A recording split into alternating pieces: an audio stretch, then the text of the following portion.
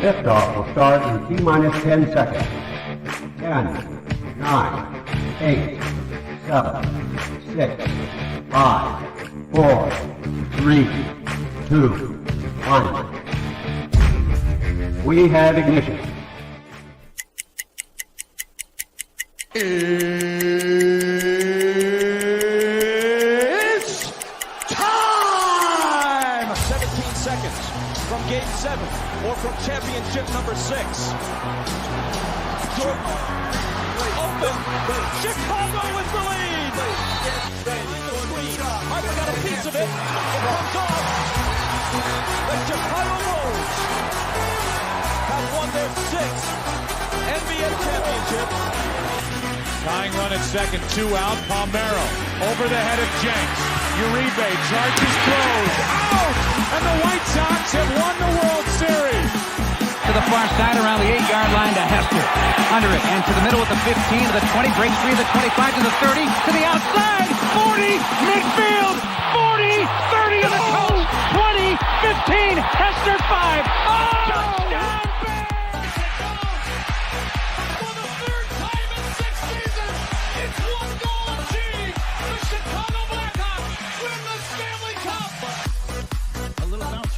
Toward Bryant. He will glove it toward Rizzo. It's in time. And the Chicago Cubs win the World Series.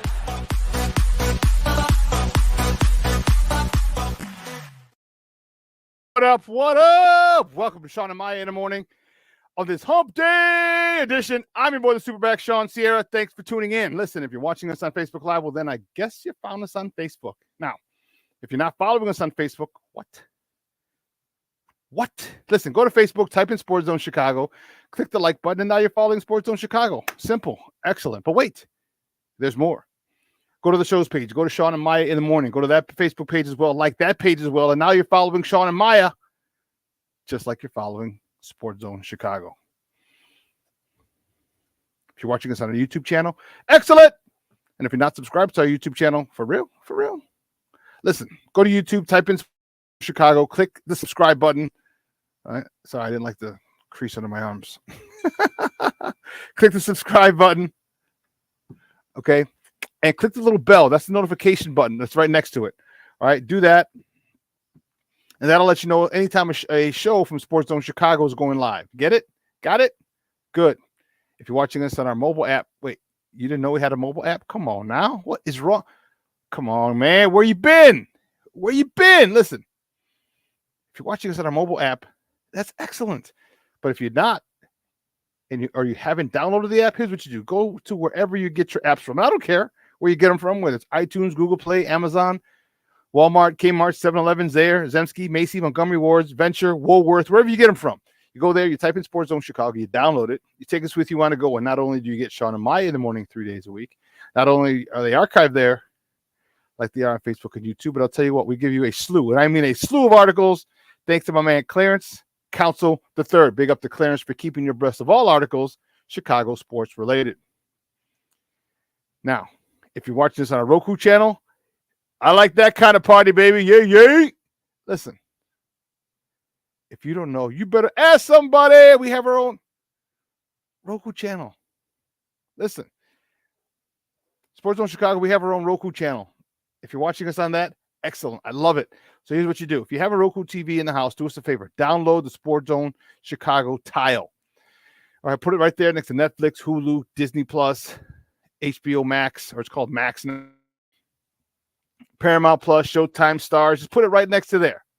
Right smack dab right there. Okay, you can download it and watch us on a big screen. Hell, we're live there, right, Mickey Ficky? Now we're live there. All right, so do us that favor. All right, and here's the thing. If you have more than one Roku television in the house, do us a favor and download it to all of the Roku devices that you have in the house. I know you might not watch it in the kids' room because that's where they watch their, I don't know, Barney's old school. Who do you watch? Who do the kids watch? I don't know. If they're watching Teletubbies or whatever the kids watch nowadays, please just do us a favor. Just download it to that TV regardless. It would be greatly appreciated. Now, you can also tweet the show. You can tweet us at SportsZoneShy. That's CHI at SportsZoneShy. Now, if you want to follow me, just me, personally online, you want to know what I did? Well, let me tell you what I did. You want to know what I did? Here's what I did. I mean, nice and easy for you folks. Nice and easy. One handle for Facebook, Twitter, Instagram, Snapchat, the Snapper, and TikTok. All one handle at the Shawn Sierra.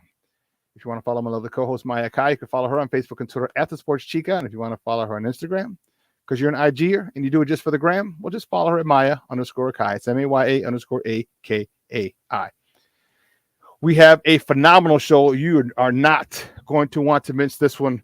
But first of all, we need you to get interactive with us. So listen, whatever platform you're watching us on, whether it's Facebook, whether it's YouTube, whether it's our mobile app, leave a question or comment on that particular platform. And guess what? It'll come here in the thread. And we'll put it up on the screen.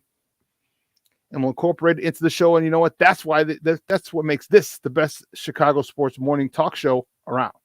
All right, your questions, comments, smart ass remarks, bring them. Ain't nobody scared over here, baby. Like The Rock said, don't sing it, bring it. So bring it all. Okay, we welcome everything. Let's check out the chat line. See what you jokers are up to this morning already. Cornelia Squalls in the Mickey Ficky house. What up? Michelle Walls, happy hump day, Papa. How you doing? There's my man, Armando Emeterio. Lara Jr., he's in the house. Junior, what's up, baby? Thanks for tuning in, big dog. Lavette Lee, she's in the Mickey Ficky house. Good morning, my girl, Monica. How are you, honey? Thank you for tuning in. I appreciate it. And Monica's watching. That means Jeremiah has got to be watching. So Jeremiah and Dito, I know you're at school, but Jeremiah and Dito, good morning, guys. Appreciate it and love you. Love you too both. I love all you guys. Let's see. Yes. Listen. So when I say we have a phenomenal show, I am not bull jiving. 10 o'clock. I cleared the schedule. We're going to go with him for 45 minutes. Half hour, about 45 minutes today. He's back. Eric Kramer is going to join us today. And I don't know if you remember Eric from last year or if you remember him from his days with the Bears, but if you watch him on our show last season, excuse me, you know he doesn't pull any punches. You know, he's very critical of Justin Fields early on. Even I was like, come on, dude, give him a break. And as the season rolled on and they started making adjustments for Justin, he said, okay, now he's playing much better. So he's definitely not one to bite his tongue and hold back. And I'm excited to see, anxious to see and hear what he has to say about the Bears' performance, their abysmal performance on Sunday, the play calling of Luke Getsy, the indecisiveness of Justin Fields, and the overall embarrassment of a loss that the Bears had on Sunday. So our man, Eric Kramer, is going to be, he's going to be here at 10 o'clock. You do not want to miss that. Make sure you call your mother, call your father, call your brothers, call your sisters, call your aunts, call your uncles, call your friends. Let them know. Eric Kramer, today, 10 o'clock. Woo-wee. He's about to go scorched earth on people. I presume he's going to go scorched earth. Oh my goodness.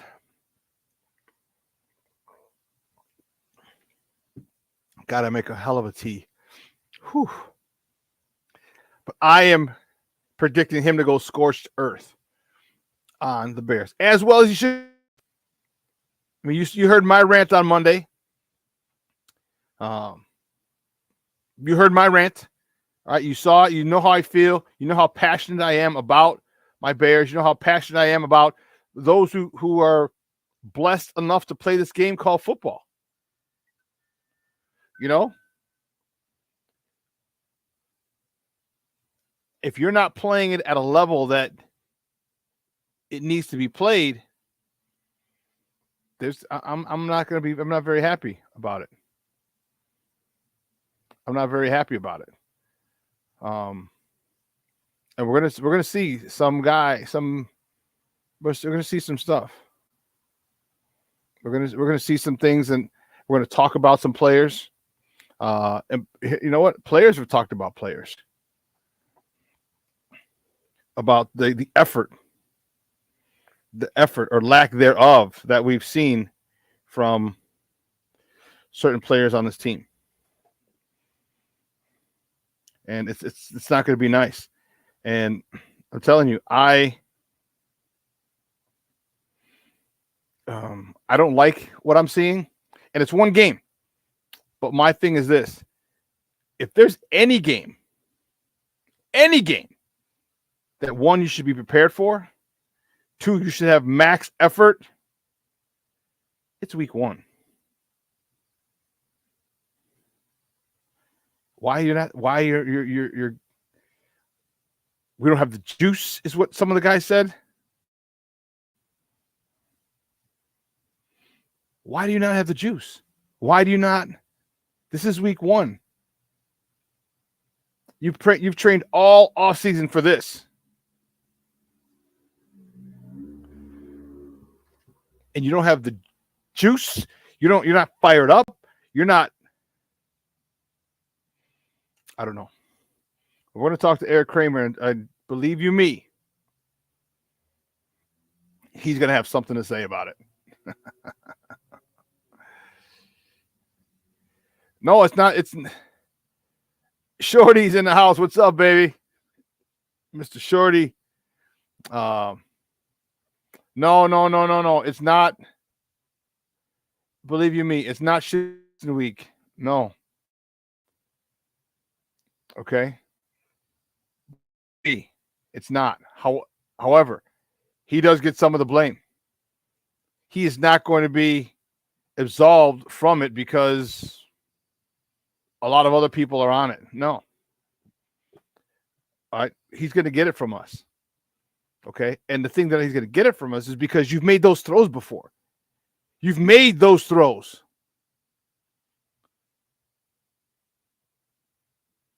Okay. You've made them. We've seen you make them. And why you couldn't make them the other day? I don't know.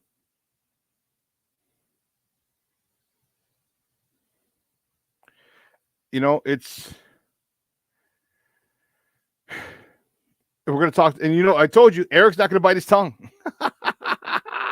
Eric is not going to bite his tongue, nor should he.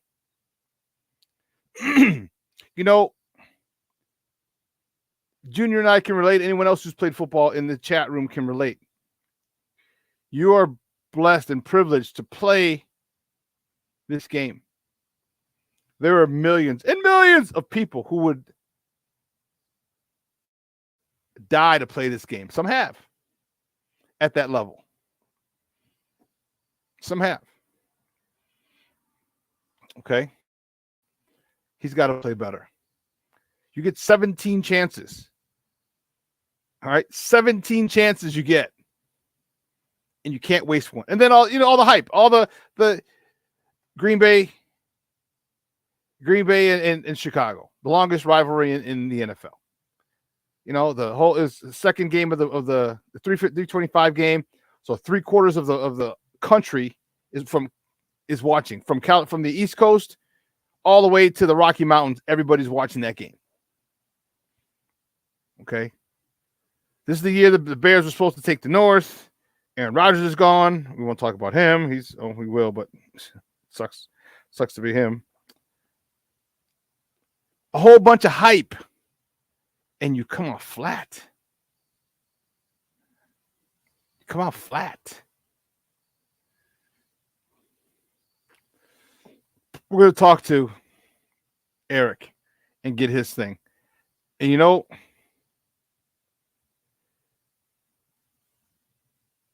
Cornelius, we'll ask him. I'll ask Eric, does his drop back need to be quicker? All right. Does it need to be quicker? Now, you know, my question is this, like what? But even, and here's the thing, like how much does, like, I get it. You want to get back as soon as you can, as fast as you can, one, to avoid the rush, but two, the longer you have to see, you're able to see. But if you're dropping back, you're still looking. You see what covers they're in. They played a deep cover 2. So you knew that was the coverage you were getting most of the time. So you know where your routes are being run, so it shouldn't matter. it shouldn't matter.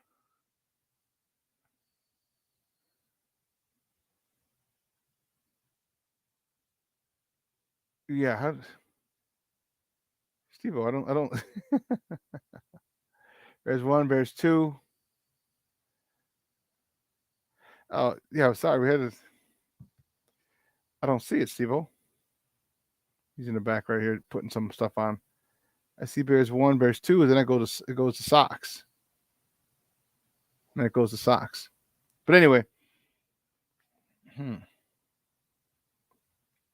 So does it matter? You know where your routes are being run. So whether you get back there really quick or you get back there a little slower, you know where your routes are being run. You know your routes. You know your pass tree is. You know what I mean? So I don't know how much that has an influence on, the speed of the drop back. But I'll ask him.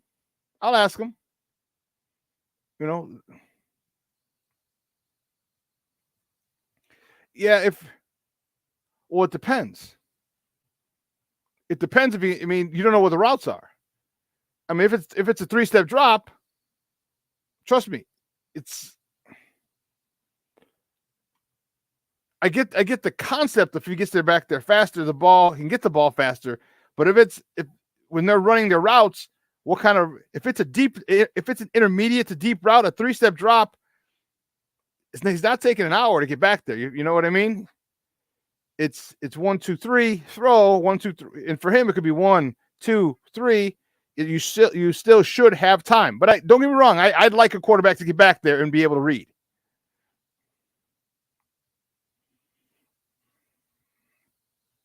Yeah, I don't know about his long release.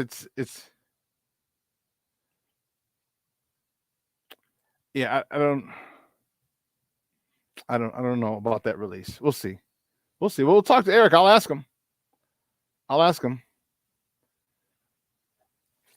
But they just didn't seem in rhythm. All right, offensively, defensively, and to me, I'm telling you, I think the biggest part, and it's not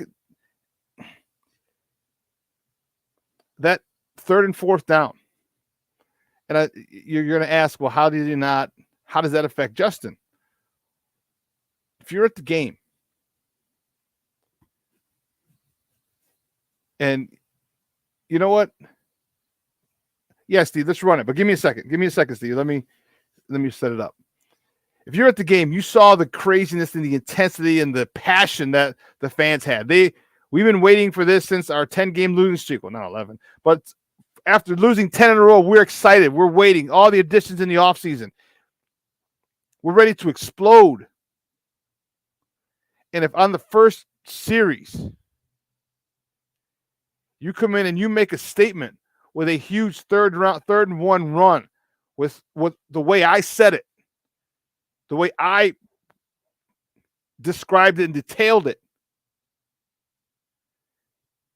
Get a lineman in motion. He reports as eligible. Come put him in motion. Wham blocks the tackle or kicks out the defensive end. Fullback leading up behind that, and then Roshan Johnson or even Deontay Foreman. He's a powerful runner too.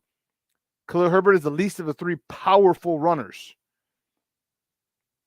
I can even go with Deontay Foreman because he's a vet. He's done it before. Even if you didn't want to put in Roshan, okay, I get it. But you make that statement, and that could have really fired up Justin. With 60,000 strong going insane. Listen, I played in front of 60,000. And at home, we only had about 25, 30 at Holy Cross a week. But when I went to Army and we played in front of 55, 60,000 screaming cadets, it was nutso. Nutso. That was the last time I was ever intimidated in a game, too. It was my freshman year at Holy Cross. But I digress. You feel the energy. An opening drive. I don't think the coaches were ready. Let's not forget about them. Everyone's talking about the players. I don't think the coaches were ready.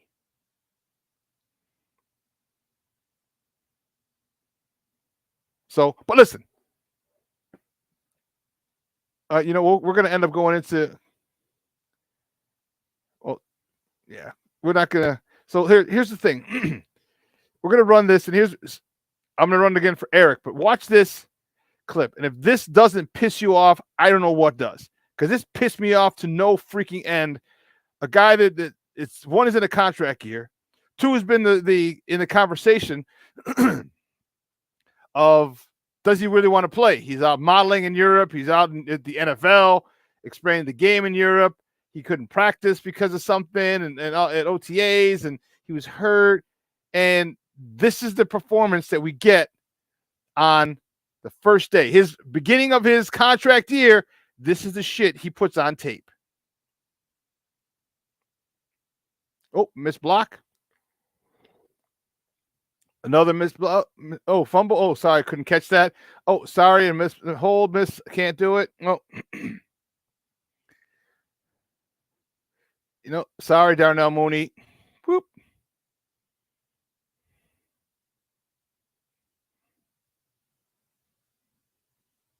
Yeah, I'm not getting the ball, so bump it. I'm not getting the ball, so bump it.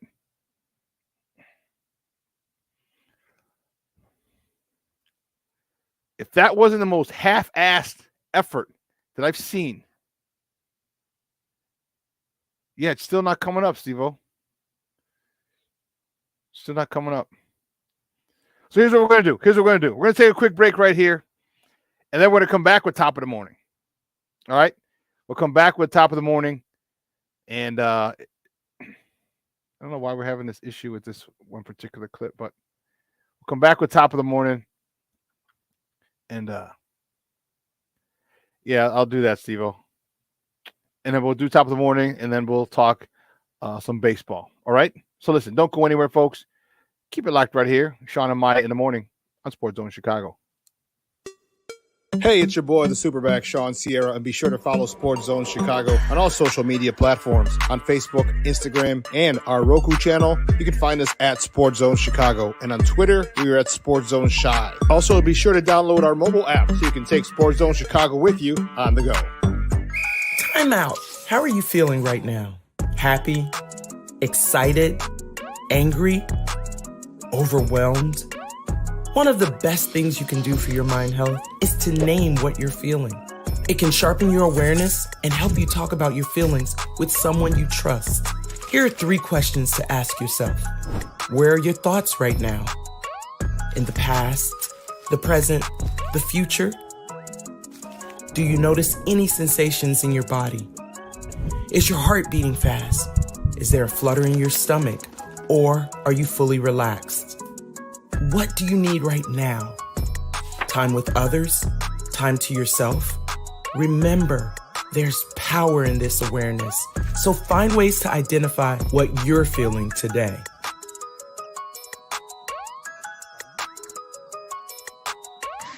Hi, guys. Hey. Hi, Megan. Hey, Jessica. Megan, you're a tramp. Brian Fitch told me you guys made out. Everybody knows. He said your breath smells like garbage. And he almost puked. He says you're the most desperate girl he knows, besides your mom. How many boyfriends does she have anyway? Lots? Your makeup makes you look like a clown. That zit is huge, zit face. Ugly.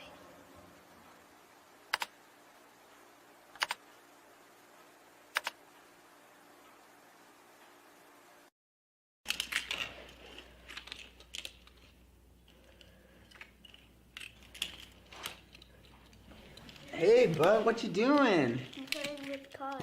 Cars? Can you show me what a car does?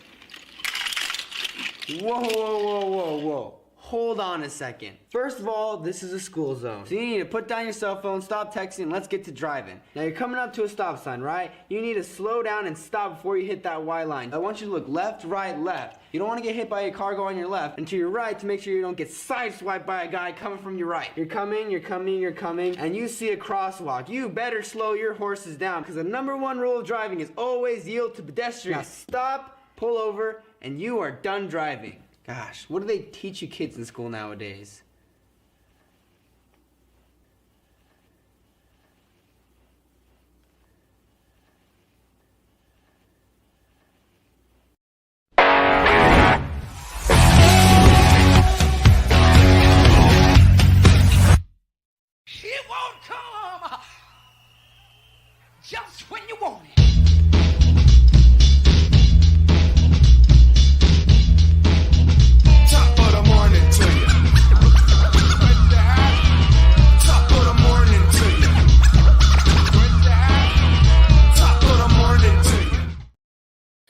Welcome back to Shawn and Maya in the morning on Sports Zone Chicago. It is top of the morning. The first top of the morning topic today is this. The White Sox had a doubleheader yesterday against the Kansas City Royals over on the south side. That's what I'm talking about, baby. Game one, White Sox beat the Kansas City Royals 6-2.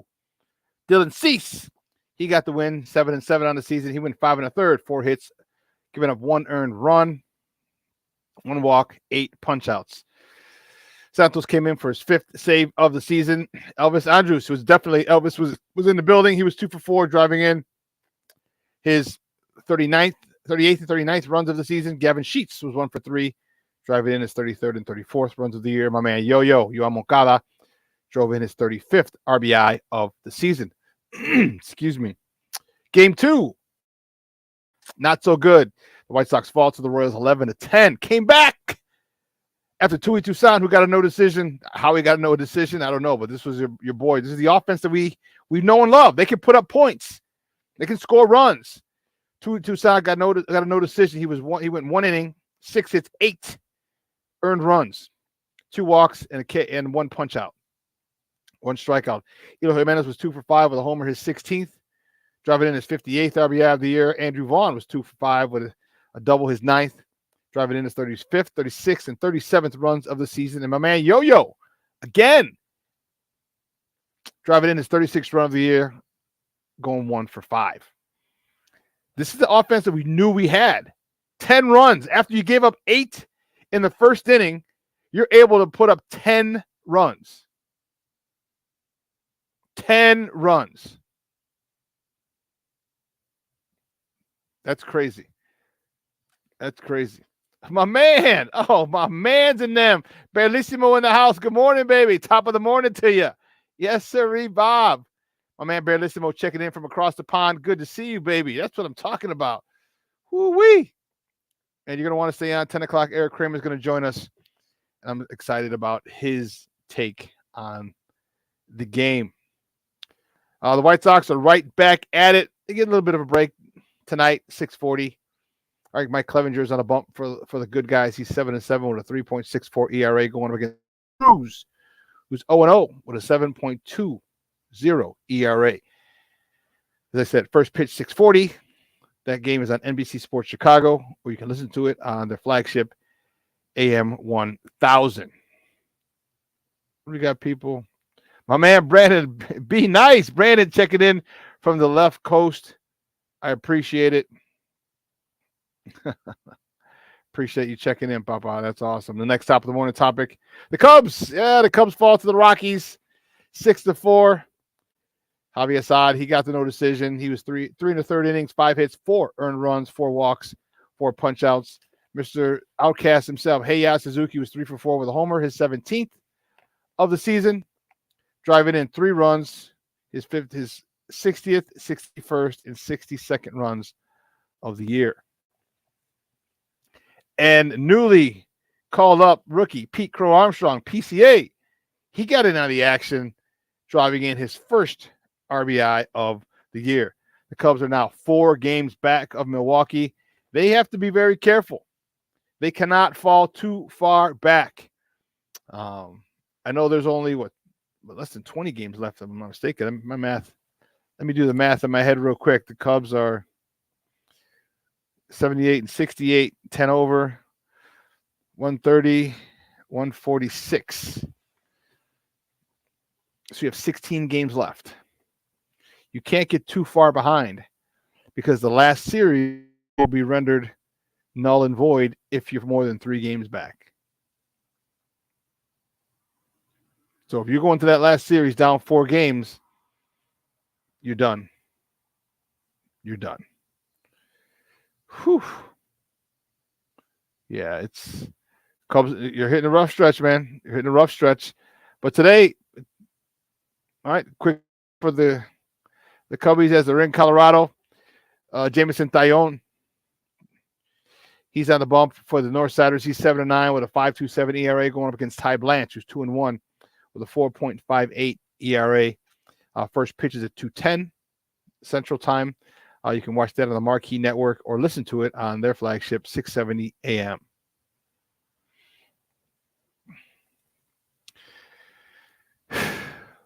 Cubs need to. They're in. This is playoff baseball for them. All right, this last month of the season is playoff baseball for them. They can't have these mishaps. They just can't. All right, not now. All right, what the Cubs need to do would be great for them if they went on like a 5-game win streak, 5 or 6 game win streak. I would cut the lead probably to 2, maybe 1 game, because Milwaukee. I assume Milwaukee's going to lose one in one of those times. But you get it to 2, you keep it to 1-2, 1-2, 1 or 2, or hell, if they hit a little snag, you might even get yourself tied for the division lead for, and now your season is down to what, 10 games, and you're both tied. So I wouldn't say don't focus on Milwaukee, focus on yourselves. Getting to the point where you're winning. Now you can't win series. You got to sweep.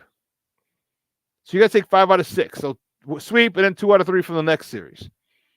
All right, and hope Milwaukee can stumble. All right, but the only thing you can control is what you can control, and that's how you play. That's how you pitch. That's how you play defense. It's gonna be one hell of a ride, man. I'm telling you. I think this is really fun for Cub fans. I mean, if it was us, it's definitely not. I'd be enjoying it. I'd be enjoying the hell out of this meaningful baseball this late in the season. Well, the next top of the morning topic, the Sky. Woo, Charlie. The Sky, we talked about it on Monday. The Sky made the playoffs on the last day of the season. They captured that 8th spot. And now they face the number 1 seed, Las Vegas Aces. They were swept by the Aces this season, 3-0. Or 0-3, I should say. Las Vegas is one of the 2 super teams that the WNBA has created, which I think is a bad look for them. Them with the New York Liberty. But it's the playoffs. And regular seasons records don't matter in the playoffs. So, wow, look at this. Regular seasons don't matter. Okay? And when I was on What's Up Cuz on Monday, and I was saying this is the way the series goes, and it's due to financial things, but the first 2 games are in Vegas, so it's a best of 3 series. Let me preface it by saying that it's a best of 3 series. The first team to 2 wins. I don't like that. Well, in this case, I do. Because if the Sky can steal one, guess where the deciding game is? Here in Chicago. So I think that kind of sucks because you're the number 1 seed. You busted everybody's ass all year long, and you don't get the deciding game of a series at your arena? I get it. All right, they're strapped for money, and you got to fly from the team from Chicago to Vegas. Then both teams got to fly from Vegas to Chicago, and if necessary, both teams would have to fly back to Vegas if it's a 3rd game. It's a lot of travel, a lot of plane tickets, a lot of hotels. This way they make it easier. They cut down on the travel, save a little money. I get it.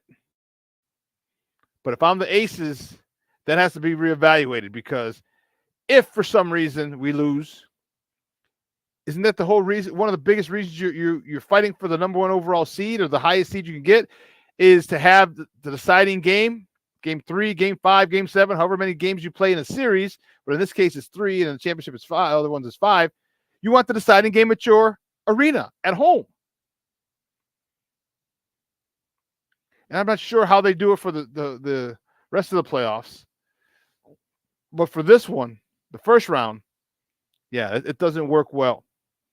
It doesn't bode well. Now, I don't think that the Sky's going to put up much of a fight. They were just decimated. They're decimated by the mass exodus of starters and key players last year. And then Vegas was a super team. You got about 4 or 5 studs on that team who would be a star on any other team. So, but you know what? That's why they play the games. That's why they play the game. And you know what? The Sky were predicted to miss the playoffs. All right, the coach left midseason again, which I thought was a shitty move. I thought it was a cowardly move. Had James Wade stayed, the NBA season hasn't started yet. NBA season has not started yet. He could have taken this team into the playoffs. Probably would have had a better record. So he wouldn't have had to have maybe a 7th or 6th spot. So they would have avoided the Aces or the Liberty in the first round. But he left. He jumped ship quick. I still don't have respect for that dude because of that. Still don't have respect. I just think that was the shittiest thing to do, leave your people. You couldn't even do it before the season started. You knew what. Don't get me started. Don't get me started. I'm telling you, it's. Well, moving on. The next top of the morning topic: the Bears. The Bears prep for week 2, where they travel to Tampa Bay to take on the Buccaneers, and multiple questions surround the team. I mean, hell, just look in the chat right now. They're going nutso. They're going nutso. My man, Be Nice from the left coast. All right, he's talking. Every quarterback reviews Justin tape always starts with the pace of his drops.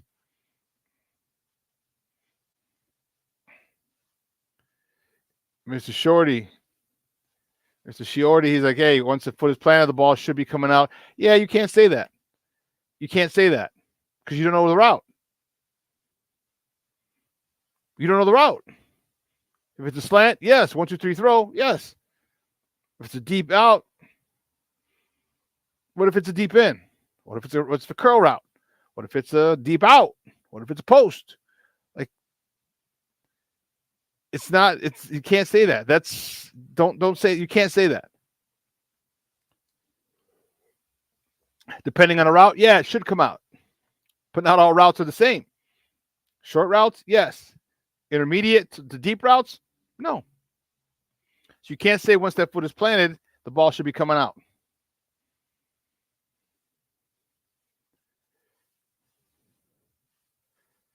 Yep.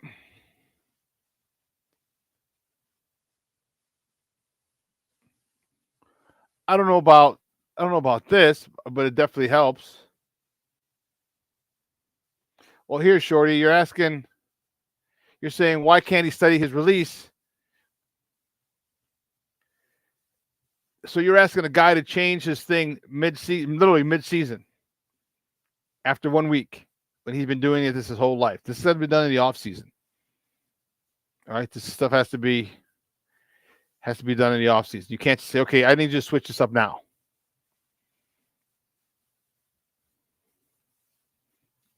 No, you don't. It's not about put 25-pound weights around each ankle. So now you're trying to fuck up his knee, right? Because you know it's a hinge. Ankle weights are the worst things that you can do. As the studies have come out, like it puts so much pressure on your knees, because that's the hinge that is carrying and deals with the weight on your ankles. No, what you do is you put an athletic band or a elastic band around his waist. All right. But it's not the speed. He just needs to get back faster, period. All right. And you work on it with the elastic bands in the off season. And you can start doing it now every day. But no, you don't put 25-pound weights around each ankle. Shorty, you are old school like a son of a gun.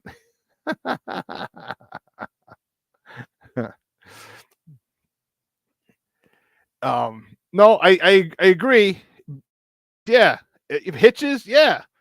Well, if it's a hitch, it's not a 3-step. Hitch, it's one big step and then throw. If it's a hitch, it's one big step and throw. So it's not even 3 steps. It's not 1, 2, 3 throw. If it's a hitch, it's whoop. 1, 2. No, how would you do that? It depends. It's usually one big throw. Get it, turn, and throw if it's a hitch. Because on 1, 2, 3, that plant foot in your fourth foot, your left foot will be your fourth one coming down. You're already angling toward that. That's at that point, it's that receiver stopped. That DB is already making a break on it. You know.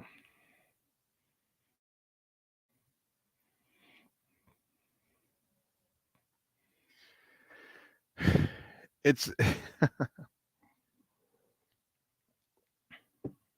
so let me tell you. It's very easy. Why would he think that he has to work? And this is coaching. This is where coaching comes in.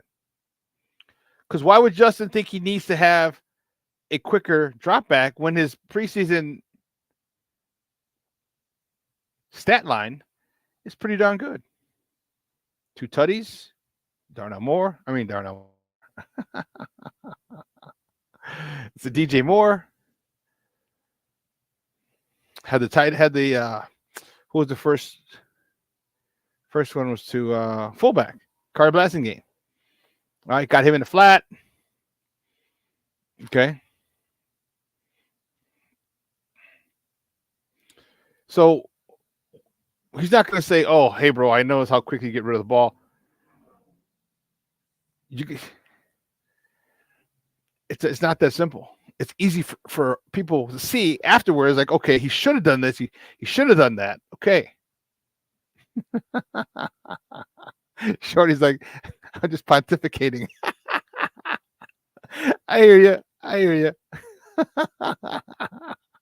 Pontificate away. But yeah, no, you're right. His feet. He got to get his feet set. It's all there. And I can tell you, Eric is going to talk about his feet. And then his decision making.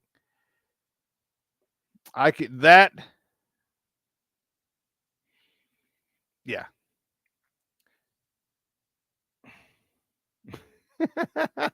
Hey, no need to apologize, bro. We're men. We fix problems. That's what we do. We're fixers. I get it. We're fixers. It's cool. But here's the thing that it's not just the offense, it's not just Justin, like with the offensive line. The coordinators they're not getting a pass because people are talking about the game plan. Like you guys are in here talking about the game plan. I don't know if Kevin Warren needs to come and talk to Coach Eberflus, or Coach Eberflus needs to come and talk to Getsy, but there needs to be something. You've all heard of the phrase "a puncher's chance," right?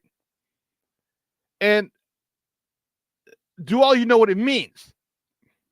Okay, for those of you who don't know what it means a boxer is definitely outclassed. Okay, one boxer is definitely outclassed. Other boxer is a much better boxer, pure boxer, footwork, speed, hand speed. All right, defense, the whole 9. But this guy has a chance because he throws haymakers. And if he catches you with one, you're down for the count. So that's when they say you got a puncher's chance. If you can sit there and punch, okay, and you deliver some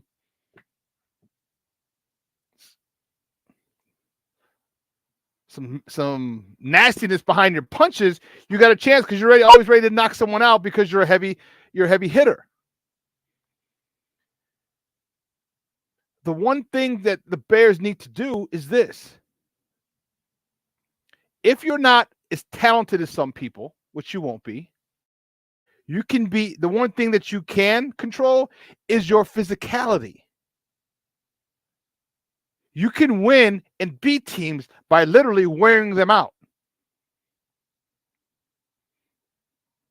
You can win by knocking the shit out of their number one receiver, knocking the shit out of their quarterback who has and bruised his ribs.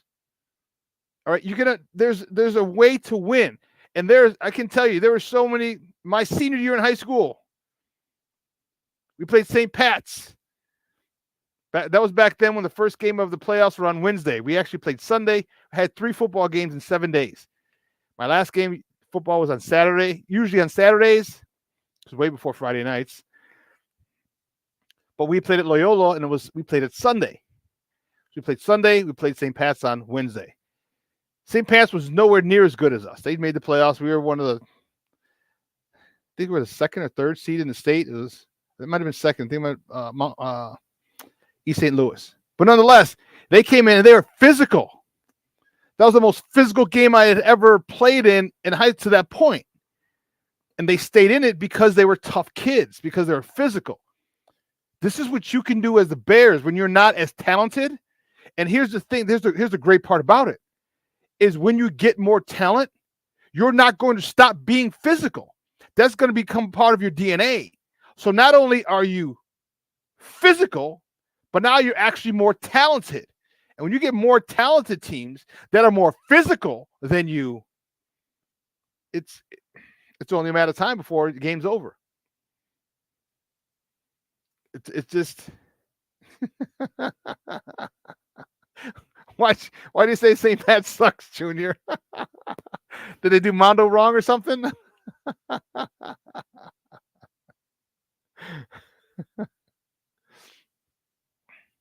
Yeah, Cornelius, I agree.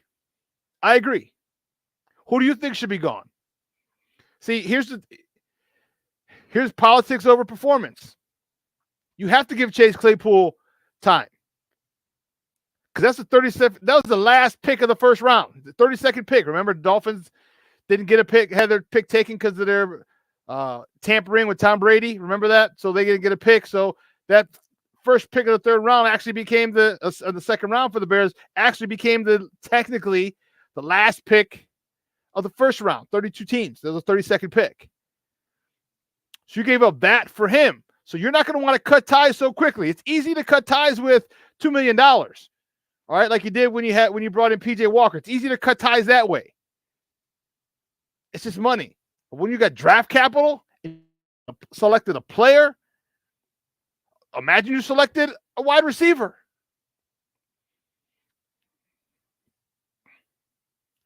No, you know what's going to put him on notice? Here's what's going to put him on notice. Your ass don't dress next week. So here's what I'm going to say. Make a statement. You want to make a statement, Coach Eberflus? Here's the statement you make. You call Chase Claypool in, if you haven't done it already, and said that shit is unacceptable. Here's what's going to happen. If you give me this bullshit effort again against the Buccaneers, you will not dress against the Chiefs. Yes, you will not dress against Kansas City. You will not. And once he sees what, if he doesn't dress Chase Claypool, you don't think that's going to send a message through the locker room? Shit, you're damn right it will. You're damn right it will.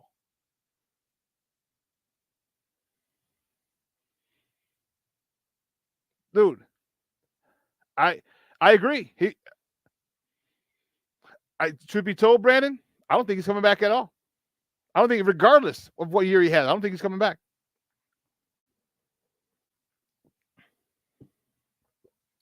Now, the best case scenario for the Bears is that Justin does very, very, very well. So there's no more questions about him. You got DJ Moore. You go re-sign Darnell Mooney. You don't got to sign Chase Claypool. You got Tyler Scott, and then you go draft another wide receiver. That's the best thing. Blocking is want to. Blocking is attitude. That's all that is. And that's a rookie Tyler Scott, that's a rookie just trying to make the team. That's a rookie trying to impress the coaches. That's all it is, and he wants to do it.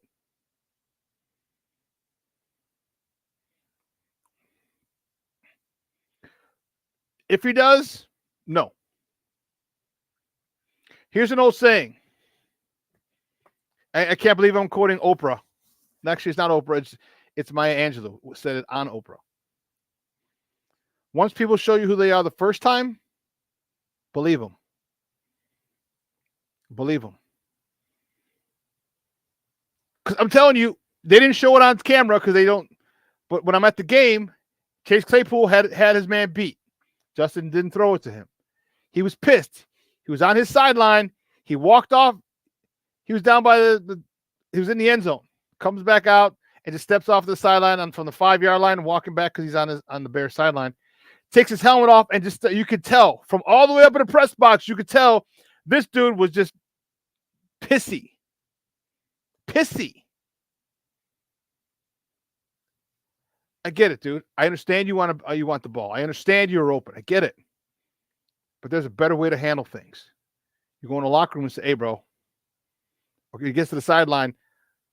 I'm open. Throw me the goddamn ball.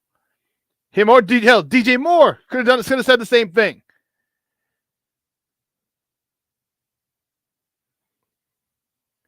There's a better way than acting like a little prima donna biatch.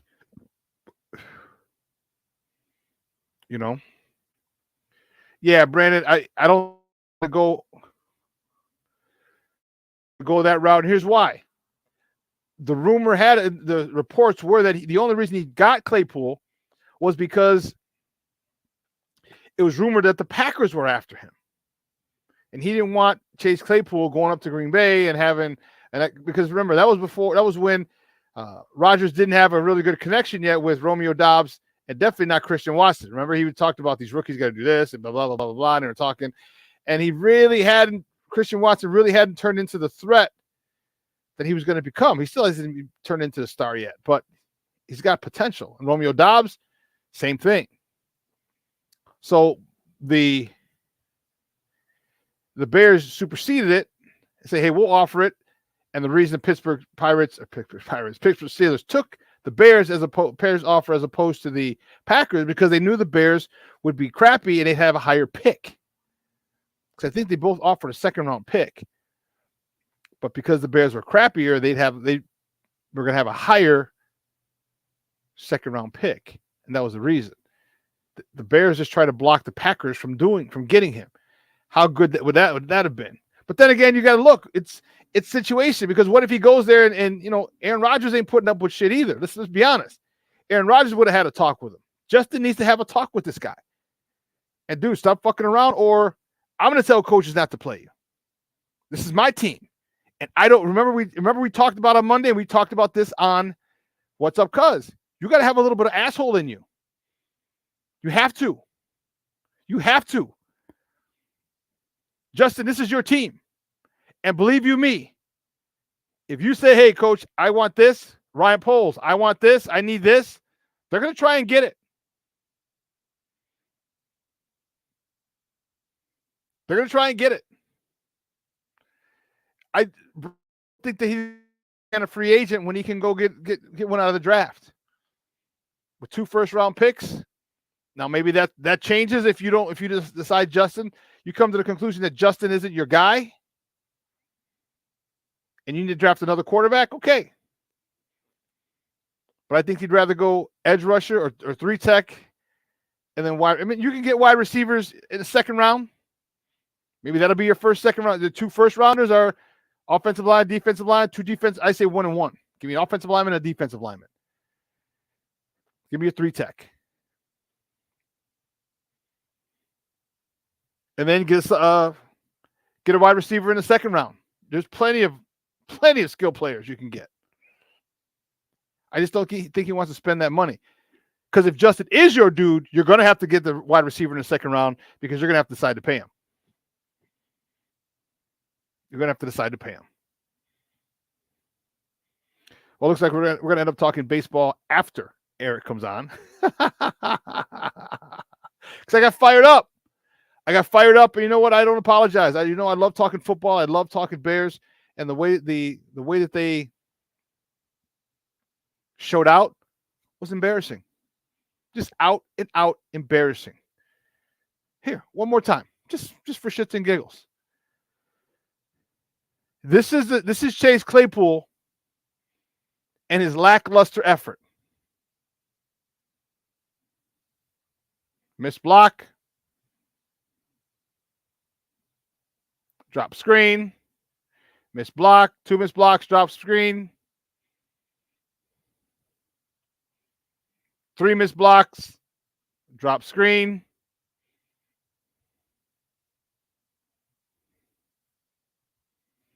One half-ass coming off. 2 half-ass coming off. 3 missed blocks. 2 half-ass takeoffs and a drop screen. 3 missed blocks. 2 shitty half-ass takeoffs and a drop screen. One of his missed blocks got his boy Darnell Mooney blown up.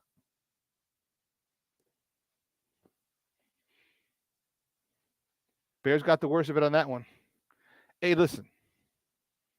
It happens. So stop complaining. We got to stop complaining about it. All right? It's over. Ryan Poles took a chance. It didn't work out. No, because what if it had? What if he did come in here and do that? It's a chance. There's a chance that it goes well. There's a chance that it doesn't go well. And you got to be okay with both of them.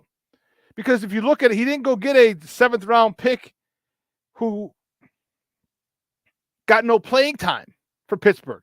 He got a guy who's productive with Pittsburgh. So it's a chance. He wanted to improve this, give Justin another weapon, block the Packers. It was okay. It's a fine move. Because if he performed the way he did in his first couple of seasons, because you're getting a proven NFL receiver. And now you didn't have to draft one at that particular spot. You're getting one. It's just you don't know how people are going to react. They're dealing with humans now. You're dealing with human beings, so you don't know how they're going to react. Nate Davis is another one. Get to do $30 million. He's got personal issues and whatever, and I don't know about what his personal issues are, but you didn't know that these things are going to occur. The things are going to unroll. They're going to play out this way. Because if you did, hell, GMs would never make a wrong move. Come on now. Listen, we got to take a quick break. On the other side of the break, we're going to welcome our guy, Eric Kramer. I'm fired up. Man, call your friends, call your parents, call your siblings. It's about to go down. EK Pass, Twitter handle. He's about to go off. And that, I can tell you, I don't know a lot about a lot, but I know Eric is not going to have some nice things to say about Justin. And he shouldn't, because Justin played like shit. But it doesn't mean the season's over. It doesn't mean Justin sucks. It means he had one game that he played like shit. But Eric Kramer on the other side of the break, so don't go anywhere, folks. Keep it locked right here. Shawn and Maya in the morning on Sports Zone Chicago.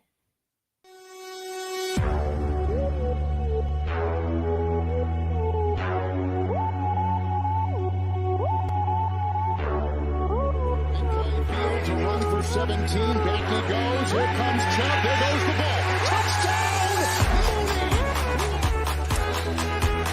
Jones will walk at the left tackle. Time for Fields. Now he'll accelerate to get the first down. Great tackles, and he's off to the races.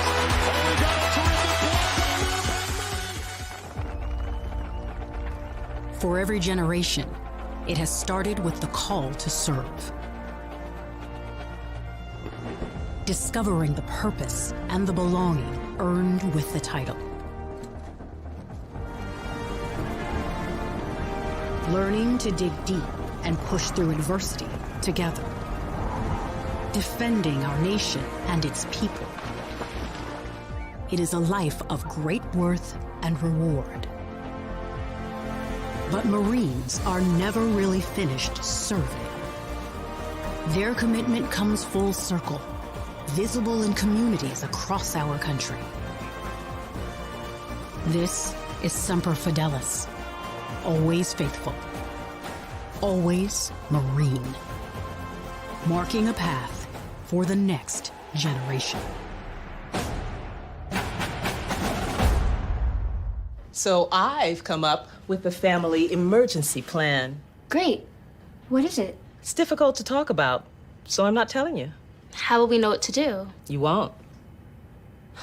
I'm so glad I won't have to remember anything. And me too. Thanks for this, sweetie. Talk to your kids about who to call, where to meet, what to pack. Search Ready Kids at nyc.gov or call 311. This year, my mom got me the perfect bag for back to school. These colorful binders help me stay organized. These headphones are just what I need for studying. These new sneakers are just what I need for the new year. This jacket is a real must-have. My parents got me the skateboard I wanted. It's pretty cool. These scissors really come in handy in art class. These colored pencils, too. These new socks? They can be a real lifesaver.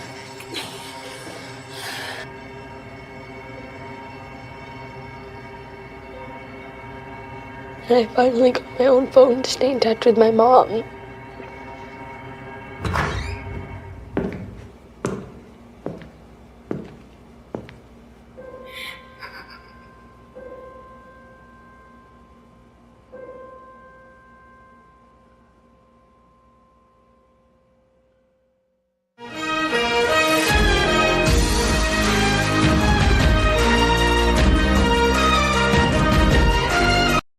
They make the trade for DJ Moore, and he changes that quick. Meanwhile, set up a screen to Herbert. Gets a block, makes a cut, breaks a tackle. Herbert across the 25 and a first down for the Bears. How do the Bears respond? It's Fields on the move. First read, not there, fires, and that is caught. That's a strike to Moon. Blitz coming.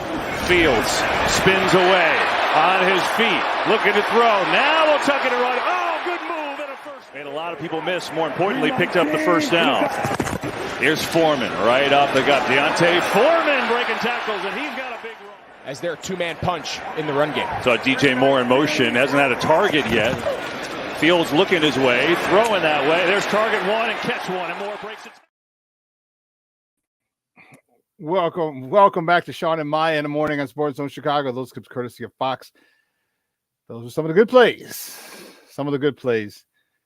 And there weren't enough of them. So listen, I'm not even going to waste any more time. Glad we didn't have him on Monday. We have him on today. We had to let him simmer.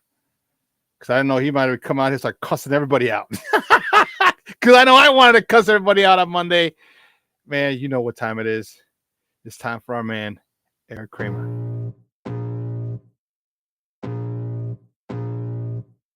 I can feel the blood creeping up from the heathens. Got will, got fight, got pride, got reason. If they wanna go eat, then you know I'm gonna feed them. If you're coming for me, hope you're ready for a demon. I got eyes in the back of my head, I'm seeing. Take me for granted and you know I'm leaving. I'ma take what's mine with the webs I'm weaving. I could take this crowd from seeing to believing. Got a taste for blood and my tongue keeps bleeding. From the words I spit, so sharp, so freezing. So don't be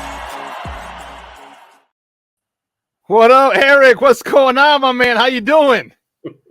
Well, like everybody right now that's paying attention to this Bear fiasco, you showed 5 plays. I didn't know there were that many good plays. I'm telling you, it was. So I got credentials, so I'm in the press box now. So if you come in, let me know, and we'll meet up.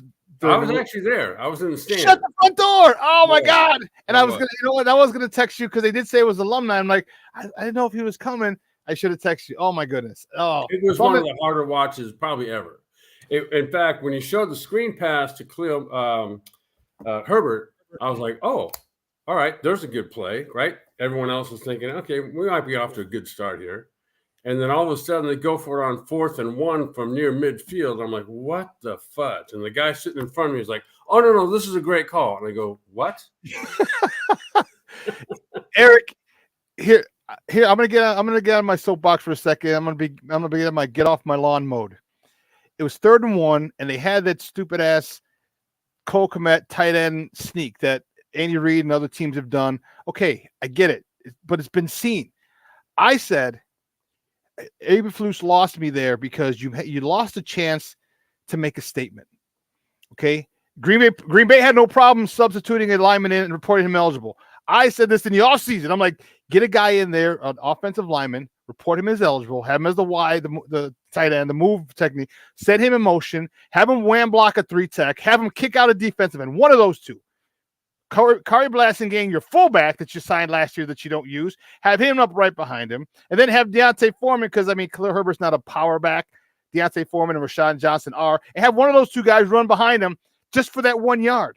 It sends a statement to the Packers that you're not playing around. It sends a statement to the division that you're not playing around. It sends a statement to the NFC that you're not playing around, and he blew it, not just on 3rd down, but on 4th down. I was like, he needs to just, I mean, you got to understand it. At that point, you're like, okay, it's mano a mano. We're sending our best against your best. And I think he missed a huge chance, and I was pissed about it. And I didn't get to ask him after because I was in the locker room before I went to the press room, and I didn't get to ask him about it, and I wanted to.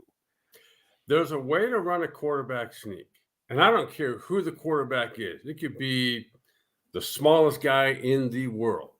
But, you know, the Sports Zone logo that's literally right over your left shoulder, it needs to form a wedge. And you need to be able to get down underneath the snake.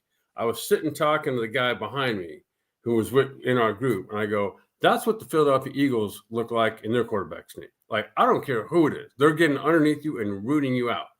Anyone remember last year's Dallas Cowboy quarterback sneak that went for 15 yards against the Bears? That's what it should look like. It shouldn't even be close. And so if you can't get under, and it's not like you don't know that you either do that or you don't do that. It's not like Eberflus and the rest of the team doesn't already know that.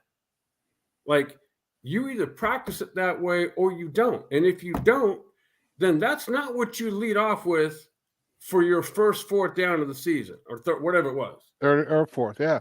And so that's what sends the message. Like, when you get commentators breaking down how well you run a quarterback sneak, that's not the only running play you run well. That's just one of many. And so there's an attitude that comes along with knowing that you can do that. You can pull that out at any time. And so I'm thinking at the time, when's the last time I saw the Bears dominate on any quarterback sneak ever? And under this certain current regime, I haven't seen it. And so I thought that whole thought process was flawed from the beginning. You know, Getsy's getting. I think he needs to get a lot of flack because we'll talk about Justin in a moment. But I also think Eberflus needs to get a lot of flack as well. There were a couple guys in the locker room who said that they just didn't have the juice, or they just didn't. How the hell do you not have the juice when you lost 10 games in a row? You're opening. You've waited for this. You've added. You've picked up high price free agents. You had a good draft. People are talking about this upcoming season. It's the Packers. You're the second game of the day, the 3:25 game, which means everyone from the East Coast to the Rocky Mountains is watching you. The majority of the country is watching you. It's the oldest rivalry in football, and you don't have the juice. I think that falls on Eberflus, because that means if you're not having the juice and you're having brain cramps, then that focus is not. It doesn't happen on Sunday. Your focus isn't there on Saturday or Friday or Thursday or Wednesday. It doesn't happen that you don't have focus on Sunday. It means that you weren't focused. You didn't have focus during the week. Am I wrong? Or to me, this isn't. You didn't have focus from day one of the offseason. You didn't have any focus throughout the preseason. So it's not focus. I'm not convinced that Luke Getsy is the guy. It wasn't last year. I'm not beginning of this year. And there are some schemes that they run, both in the running game and especially in the passing game, some concepts they run that wouldn't make sense to anybody if you actually took some time and broke them down. And so I know we're going to talk about some other players and one in particular later, but right now, Luke Getsy deserves the brunt of what we're talking about right now, because it's not Matt Eberflus's offense, it's Luke Getsy's offense. And I doubt anyone's, it's not like his offense is being picked up by the rest of the league. Right? Have you ever heard of anybody say, "Oh, what a great offensive coordinator Luke Getsy is. We're going to run that offense"? I've never heard that been said before. And so I don't think he belongs in the pot of boiling water right now. I couldn't agree more. Like I said, I think they should have made a statement. I think they had the first opportunity to, and they blew it. I think that the defensive side of the ball, I think Coach Williams is on the hot seat. He's in that boiling pot of water. It's going to be some jambalaya, let me tell you, because you can't continue to rush 4 and not get home with 4. You can't continue to do that. You have to bring pressure. And because I'm not worried about Jordan Love being Favre or Rodgers. I'm not. He's not in that category. But damn, he looked like a great game manager on Sunday. He took what you gave him. And as average quarterback can do that, and I think he's better than an average quarterback, but I think it's going to be a long time. Talk to you about the defensive coordinator and why you don't think that he brought any pressure. You just let him sit back there for hours and just picking us apart. Did you watch the Monday night game, the Jets and Bills? Okay. Yep. So you know how they were talking about the Jets defensive line being 8, 9 deep? Yep.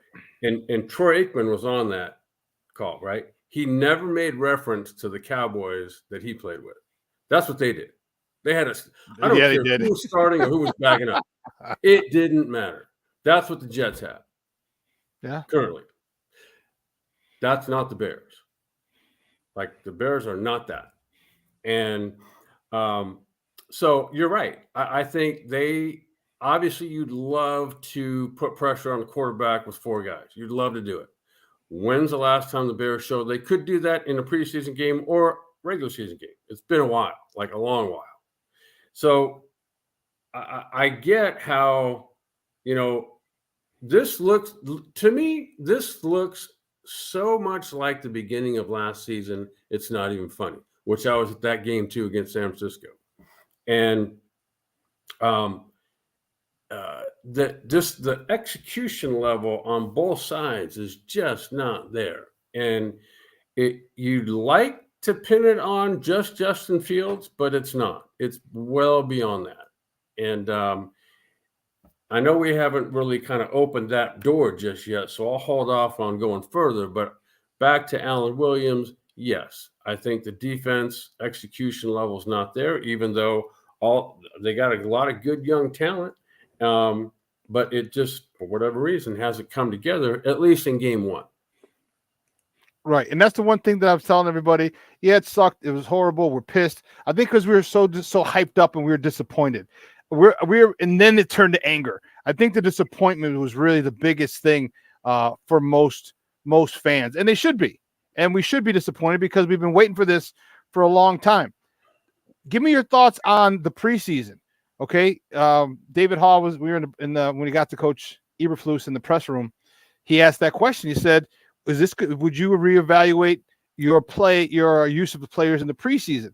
How much do you think they should have played? Do you think it made a big difference that they only had 3 series, 2 series? They didn't play the second game. So he had 2 series in the first game, 1 or 2 in the second, in the third game. I mean, how do you feel about their lack of play, all the starters in the preseason? Well, I'm going to focus on one of the starters, Justin Fields. And what bothered me in the preseason about watching him is it looked like he'd regressed all the way back to step 1 of last year, which is drop back. He's not playing it's not like he's reading the coverage before the snap, and then as the play begins to unfold, he's already ahead of what the defense is doing. He's not. He's looking over here, then over there, than over there. Like it's scattered. It does not look like he knows what he's doing. And that was in the preseason. So why is that all of a sudden going to change? Plus, you had a bye week to get ready, like the whole NFL did. Yeah. And why is it that you look like a high school team of Chicago, not the Bears? I don't get that. Well, I do get it, but I'm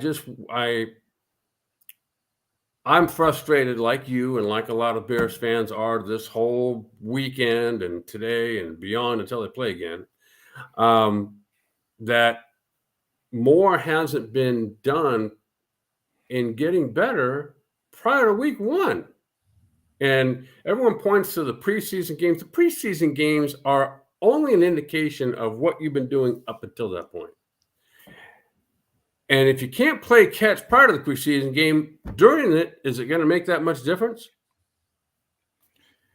You know, and guys, we're joined by former Bears quarterback Eric Kramer right here on Shawn and Maya in the morning on Sports Zone Chicago. You know, I'm confused. Like Justin Fields had these guys. They were down in Georgia with him. They were down in South Florida with him. They were out in LA with him. I'm waiting for this. Oh my God, we're going back to Air Coryell. I'm thinking, holy jeez, okay. These guys should be in sync. And he targets DJ Moore twice. Any God-given reason for that? 2 times you're the key piece in your trading of the number 1 overall pick, the cog in that wheel. You got number 1 receiver, averaged 1,000 yards over his first 5 seasons, and you throw to him twice, which he caught, and they're both first downs. And Chase Claypool had 0 catches. And we'll get to him later.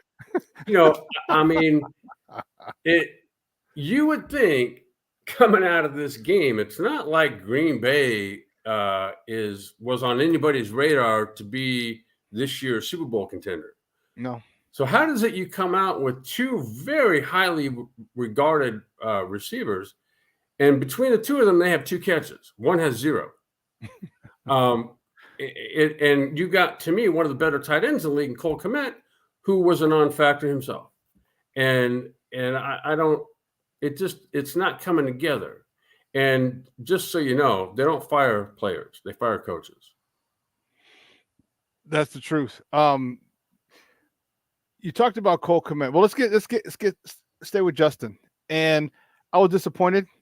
And one of the questions, and I asked him in the post game, and when he was in, I was like, I'm not leaving anymore. Eberflus left, and Justin came in like, I'm staying here for this one.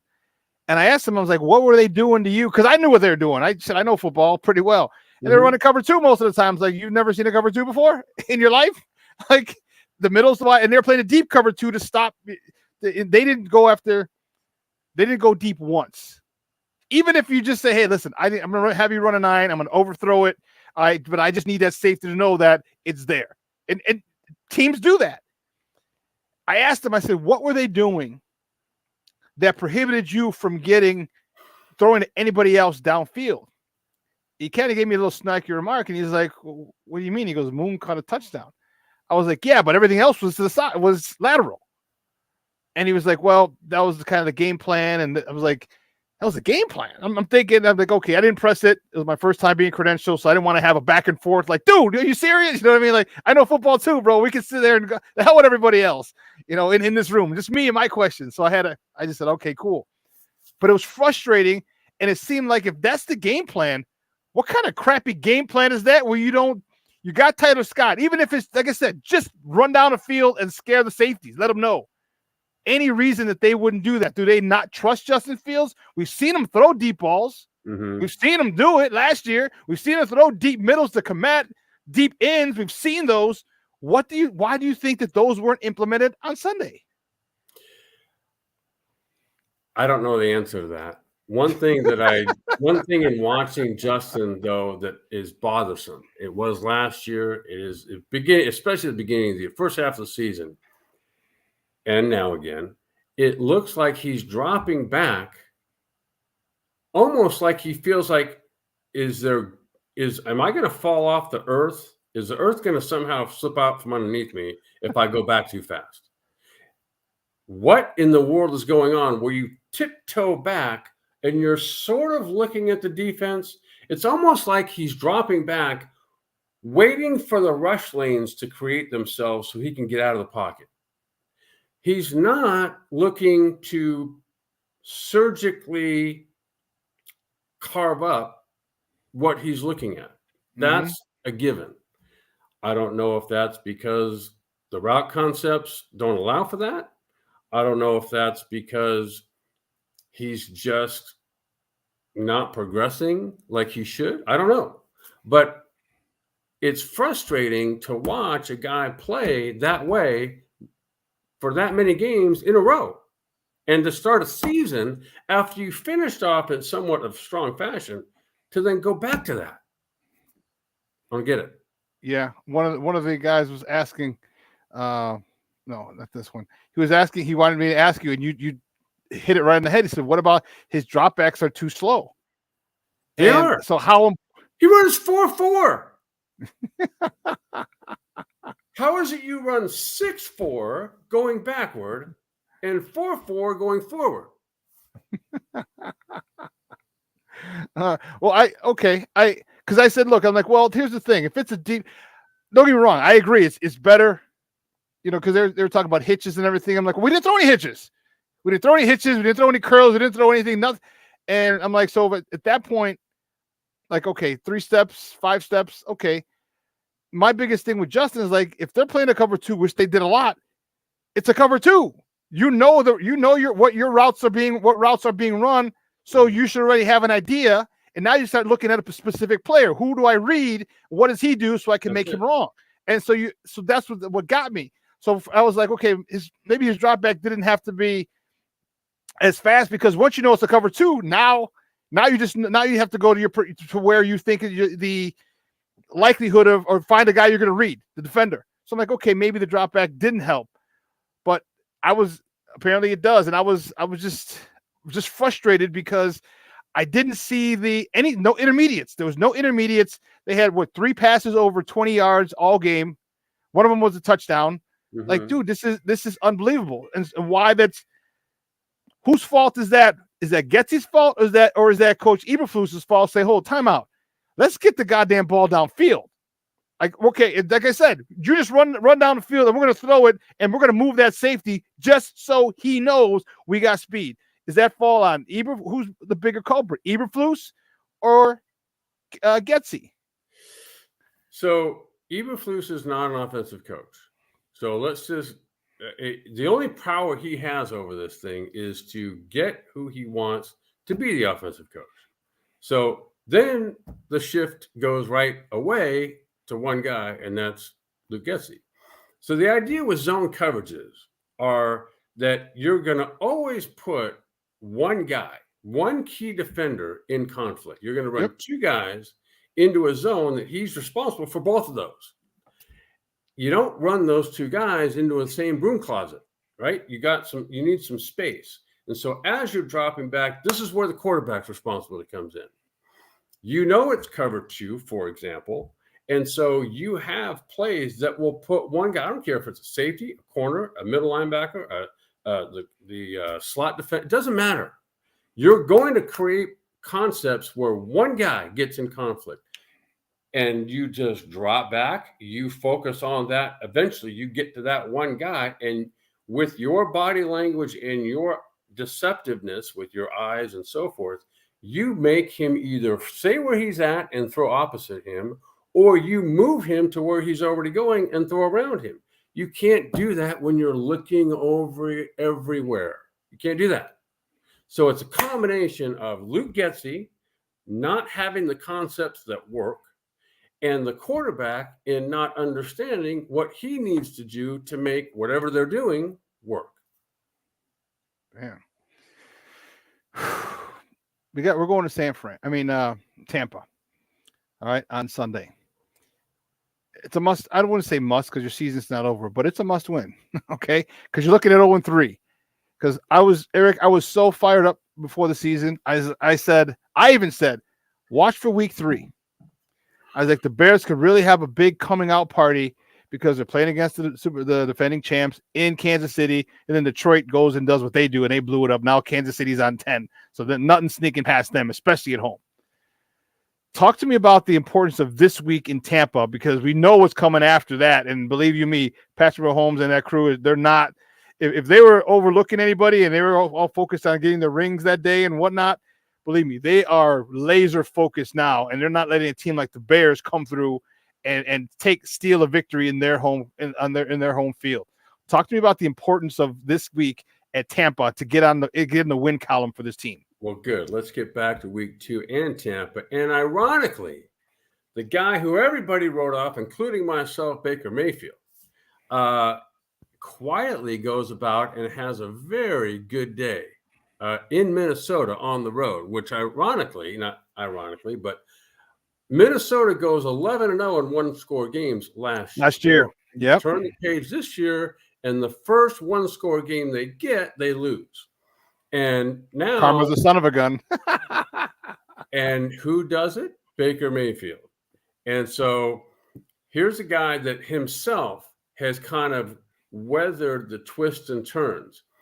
In my opinion, was never should have been the number 1 overall pick, but was not his fault. But then there's been plenty of games that he's played where he's played really well. There's been plenty of games where he hasn't played really well. But he's weathered all that. How many teams is this now for him? 4 or 5? Yeah, somewhere in there. And so to me, this is the perfect scenario where the Bears, everything's wrong in Chicago with the Bears, right? Everything. From the top down.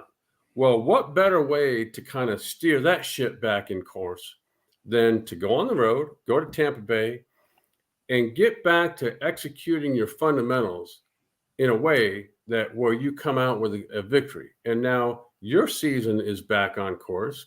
And now, like you said, now you're going to Kansas City, trying not to look ahead. But there were as fortunate as, let me put it this way, as well as the Lions played, 3 factors worked in their favor. Chris Jones was out. Kelsey was out. And their entire receiving corps didn't know any. I bet you didn't know this. But they were all getting paid by the Lions that week. And so the chances of all 3 of those things happening again is remote. So the Bears are not going to find that. They have those 3 factors when they go to Kansas City. So let's right the ship to begin with by having a good week of practice, then going into Tampa Bay and playing like they're capable of. So a couple more questions, guys. We're joined by Eric Kramer, former Chicago Bears quarterback, talking Bears football here on Shawn and Maya in the morning on Sports Zone Chicago. One of the guys wants me to ask you, is he fixable? Is Justin fixable? Or is it time to start looking for a Caleb Williams at that number 1 overall pick? Well, I think that you just let the season play out like last year. I mean, prior to that New England game, it didn't look fixable to me. And then all of a sudden, kaboom, the lights turn on and he looks like a different guy. So he's not someone I'm going to write off, not this early. But it's disappointing to me and to a lot of people watching right now because he doesn't look a whole lot different this year's week 1 than he did last year in week 1. And that is very alarming because you should be progressing. He should literally be night and day. He knows this offense. He ran it for a whole season. He learned it for the whole season. Then he had a whole offseason to refine it and really ingrain it in his head. And he's still not he doesn't look as comfortable as he should. Mm-hmm. Talk to me about, again, my focus is the coaching staff. When are they going to decide what their identity is? Because they don't have it. They don't know if they want Justin to be the gunslinger he wants, or if they want to. But you got 3 stud running backs in the backfield, but you don't pound the ball with them. How important is it? Who didn't do much, by the way. And then the one guy's name who didn't get singled out this week for negative play was Braxton Jones. And yet it was every game last week he was getting singled out that way. So I think whatever he's done to get himself back on track, he should keep doing. And then the rest of them just have to mesh together and get healthy, because you start out the season with, I can't believe Patrick is even still on the team. but he doesn't need to be starting at center. And when and eventually Tevin Jenkins gets back playing left guard, that's going to be a help. Obviously, Nate Davis, who has barely been on the field all off season, gets in and shows that he wasn't ready to play. And so, I mean, it's unfortunately the offensive line that once again is sort of where the Bears are, falling behind. Yes, the skill guys didn't get it done. Yes, Luke Getsy, who knows what he is really as an offensive coordinator.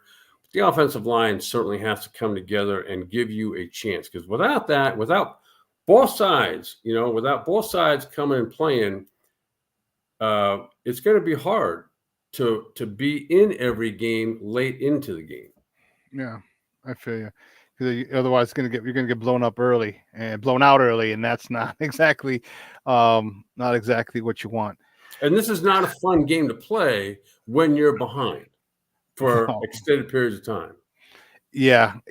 I've been, believe you me, I get it. I haven't been on very many teams that I was behind a lot, but the teams it was just like, Lord, we got a 3-score game. Oh my God, we scored a touchdown. Still a 2-score game. They got to have defense and score a touchdown again. Yeah, those games are definitely not fun. So what do you see? What do you think? What do you think about this week coming in? All right, do you think that Getsy and Eberflus make a change? You think Coach Williams makes a change? Because again, it starts with the leaders, the coaches, and then it filters down to the players. What do you think they come together with a better game plan? Because you can't keep throwing the ball to the sideline on bubble screens. DJ Moore is not going to take it to the house every single week. No, you can't. You've got to be able to stretch a defense vertically and horizontally, and more specifically, you already going in. It's not like they're going to create new concepts, passing concepts. You already have to have in play routes that are going to, like I said earlier, put some key defender in conflict, and then you start getting first downs and check downs. The check down can't be the first guy. You can't be dropping back, waiting. Oh, it's now time for me to throw the check down. It doesn't work that way. You look from top to bottom, or right to left, or left to right, and you put the defense in a bind. It can't be where you're kind of Justin Fields and you're kind of hoping that you get a first down. It doesn't work that way. You have to have a solid running game. That's where I think this offense needs to start thriving, is with that outside zone, put pressure on a defense where you got to watch the 49ers, for instance. Watch how they start off a series with on 1st and 10 and get 12. Or they don't even come up. They don't even have third downs for most of the game. And that's what this offense is capable of doing. They just got to execute the fundamentals better than what they're doing. And so that's what I'm hoping that we'll all see once they go down to Tampa next Sunday. A couple more questions, Eric, and we always love and appreciate the time you take out for us. Because I know it's early out that way. It's a little early for you. He went to the check down a lot. Okay. Could it be, and this is what happened with Mitch Trubisky. Remember after Mitch's breakout year, they're like, okay, well, we don't want you to run from the pocket. We want you to stay and be a pocket passer. And there were plenty of times that he had room to run to pick up a first down, and he didn't. You could tell he's being coached to do that. Mm-hmm. Do you think that right now that Getsy saying, hey, this was a weak spot of yours last year, was hitting the check down? Do you think he overemphasized the check down, and that could be a reason that Justin was hitting the check down as opposed to letting a rip? Well, I did see him go through his progressions and end up at the check down a few times. Nothing wrong with that. But there are certain plays that aren't being made down the field when they are there. Mm-hmm. So you can't just drop back thinking, eventually I'm just, as the time clock goes off, okay, now it's time to hit the check down. No, it doesn't work that way. You've got to go try to stretch the defense first. And if they happen to call a great defense and play it in such a way, it forces you to come down. Super. On 2nd and 5, and you pick up 8 with a check down, now it's first down again. And that's what we want. We want first downs. And we want to keep drives into the 8, 10, 12 play category. Yeah. So check downs do that for you, but only after you've struck it a few times. You've also got to run the ball well, because that helps set up your, when you're blocking well and running well, the defense has to overcommit to stop that. And that's what allows your play action game, with only 1 or 2 receivers going out, to get those big 20-plus plays, 20-yard plays. And didn't see any of that going on. And that's, as a sort of if you were going to be a conductor, right, of a concert, symphony, whatever, you would put all of that together, and that's, you show up to perform, and that's what the audience sees. That's not what we saw last Sunday. Definitely not. Eric, great stuff, buddy. I appreciate it as always. I was so fired up after the game. I was livid. I was just, and I think it was because my disappointment got over so quickly. I was hurt. I think I was really, really hurt, like Bear fans. Like we were waited all off season for this. All right. We endured the 10-game losing streak. All right. And we had to listen to Green Bay fans. And then we started chirping a little bit. Oh, now Rodgers is gone. We got you. You guys started 1 game in 3 years. Ha. We got you. And then to lay an egg like that, when I want to say national, but pretty much national TV, the whole country's watching, 3/4 anyway, and you lay an egg like that, man, dude, that was like a sledgehammer to my chest. Like, I'm not going to divorce you, but you know what? You need to go sleep in the other room for about a week or 2. I'm just saying. All right. And cook your own damn meals. Well, the friends that I was with, our answer was, hey, we're in Chicago, which is Restaurantville. And so we went and ate it off over at Harry Carey's Italian Steakhouse after the game. And yeah, we're over it. Nice steak, a couple glasses of wine helps you ease through the loss. Hey, great stuff, Eric. I appreciate it. We'll talk to you next week. All right, take care. All right, thanks, guys. That's Eric Kramer, former Chicago Bears quarterback. Giving it to us raw, man, and that's exactly what we want. That's exactly what we need to hear. I'm hurt. I think that's, I'm not a parent that I know of. But talk to me, parents, the guys who have,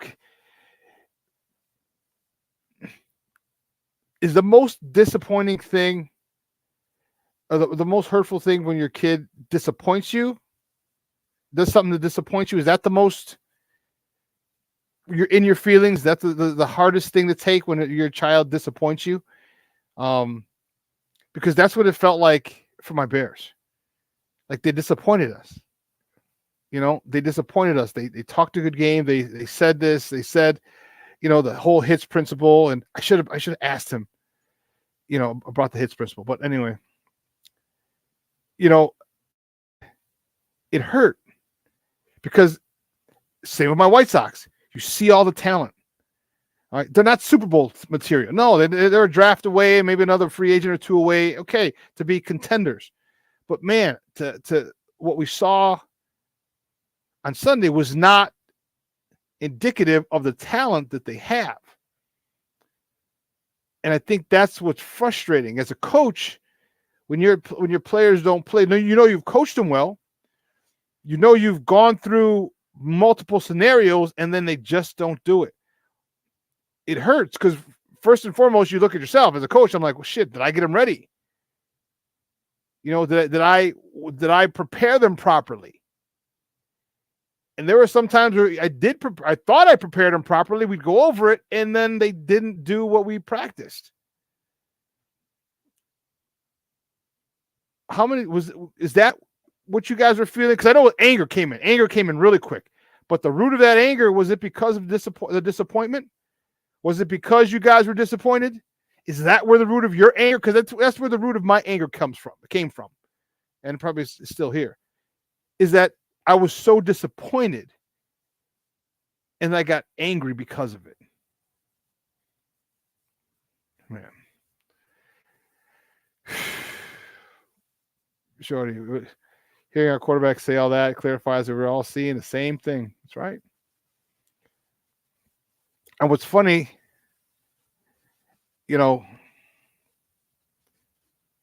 is when everybody sees it. Because there's certain things that like football people see that everybody, like average Joes, don't see. And it happens, when you're pretty well versed in a discipline or a sport or whatever, you're able to see some things that the person who just doesn't have that much experience that can't see. But when everyone can see the same thing, then you know that those mishaps shouldn't be there when it's that obvious. Man, I don't even know. It's frustrating. Like I said, for me, I think the biggest part for me was still that I'm going to ride it till I die. Is that opening series? That opening series is you come and you smack people in the mouth. You set a tone for the year. Not only do you send a message to the Packers, not only do you send a message to the NFC North, not only do you send a message to the NFC, you send a message to your team. You send a message to your players saying, this is what we're on this year. This is what we're on. We are taking things on head first. Now, if it's too much for you, okay, just let me know. We're going to get people in here. We are going to go through people, not around people, not over people, not under people. We're going through them. That's a mindset that you have to have, especially in this game. Especially in this game. Because if you know, and all of us who played sports, all of us who played football, you know, when you face a team that has a reputation of being physical as hell, you know you're going to be in a dogfight because, man, I'm going to come out of here sore as a son of a gun. That is a psyche. That is imposing your will. That's where the mind games come in. Because they're thinking about the physical play. And if you continue to do that, guess what? There's going to be a point in time late in the game where they're going to be like, they might not want to be as physical. And that's the one you break. You might not want to come up and take that corner, or you're going to slide as opposed to taking on a tackle, a blocker, allowing a running back to get out, a receiver to get out and go. Big play, touchdown. If you get that reputation, I mean, hell, 85 Bears had a reputation. The 2000 Ravens had that reputation. Am I lying? There are some teams that have that reputation. Like, you're like, damn. And when you start thinking about the physical aspect of it, instead of doing your job, you start making business decisions. Like, all right, if I don't take this guy on because he's going to hit me he's coming 100 miles an hour, let me just kind of get underneath him or give myself up, and as opposed to doing your job and hitting him with the wrong shoulder, the right, the near shoulder or whatever, you start making business decisions because you understand the physicality of the team you're playing. We don't have that.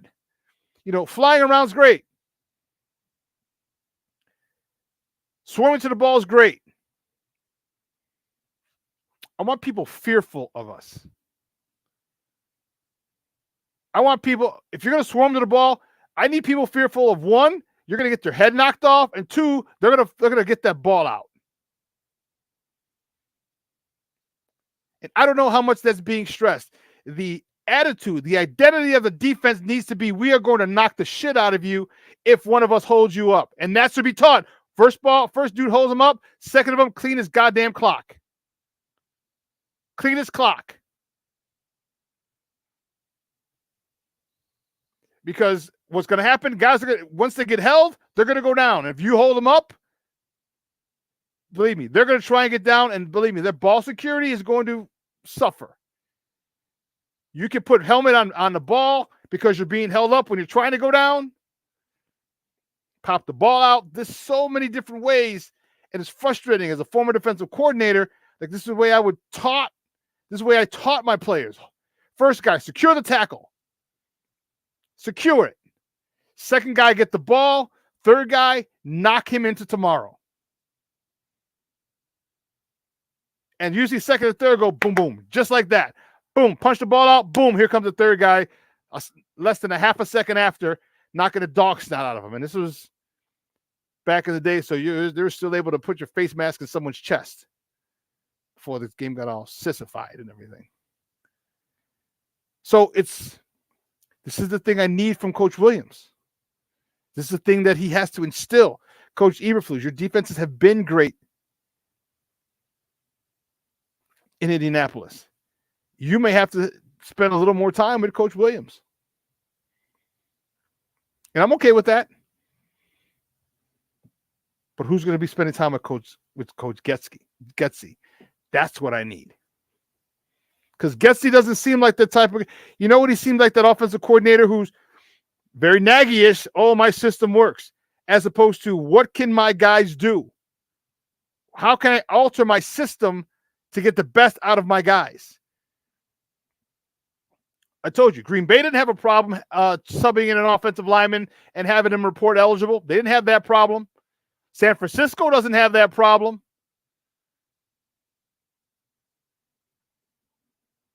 And they have great run games. And they're not afraid to show it either. They're not afraid to show it. We're bringing this guy in. Look at film. See, defensive linemen, you got to understand, we prepare differently. All right, defensive linemen are used to dealing with guys literally a yard away from them. Okay, you're fighting, it's boom, boom. Right now, boom, boom, boom, boom. Now you're fighting, you're twisting, you're this and that. Like sumo wrestlers, they're right next to each other. Get a guy who's coming, who's your speed, or your weight, but he's got a head start. They're not used to dealing with those types of collisions. Okay? Defensive ends, maybe, because a lot of times you'll have counters and things like that. But at that point, if you see the counter, you're supposed to close and you're supposed to create your own momentum. But a lot of times they don't. So you got a 300+ pound guy moving, and a 300+ pound guy who's standing there, or a 280 pound guy standing there. I'm taking my chances on the dude who's moving and explodes on contact.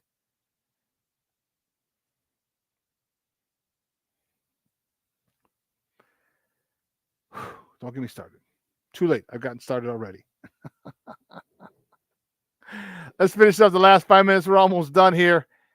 And man, listen, make sure you tune in today. This will be re-aired today on Wednesday at 4 o'clock. 4 to 6. It'll be re-aired on Sports Zone Chicago on all of our channels. Okay, so make sure you check it. Check out our mobile app. Check us on a Roku channel if you're home. YouTube, Facebook, all that good stuff. All right, my page, Maya's page. We're going to re-air this 4 p.m. today. I do want to talk a little baseball. We'll end this on that note. We were talking to Sky real quick. The Sky, all right, we talked about them early on. That's one of the reasons I did that, but just a kind of reminder.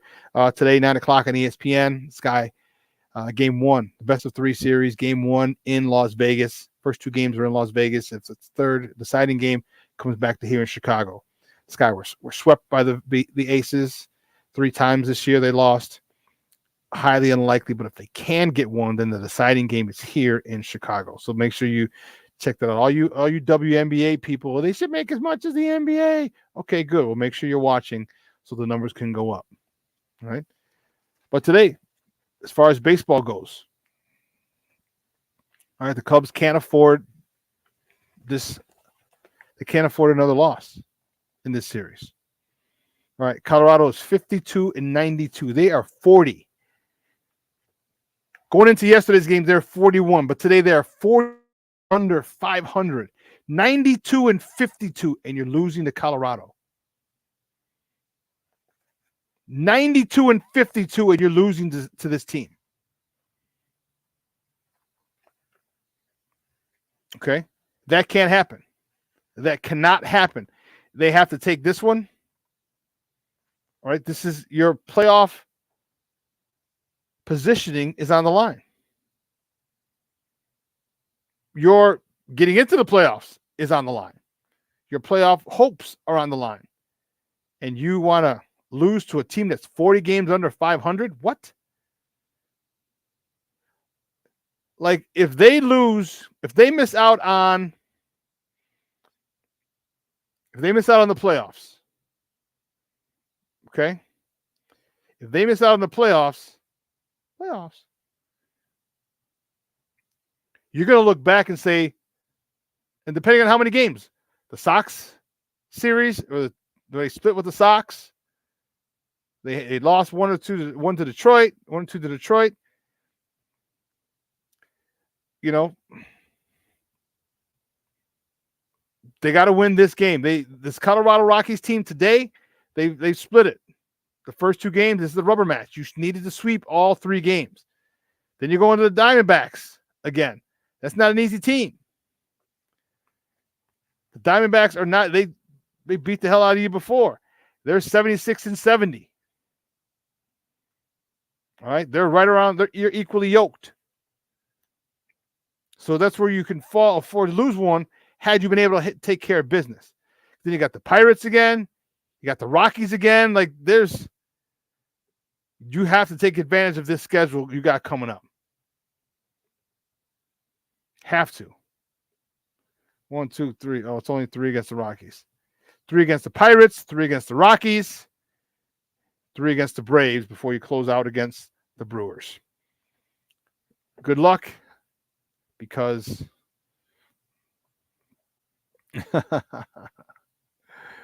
hey, thanks for tuning in, Shorty. I appreciate it.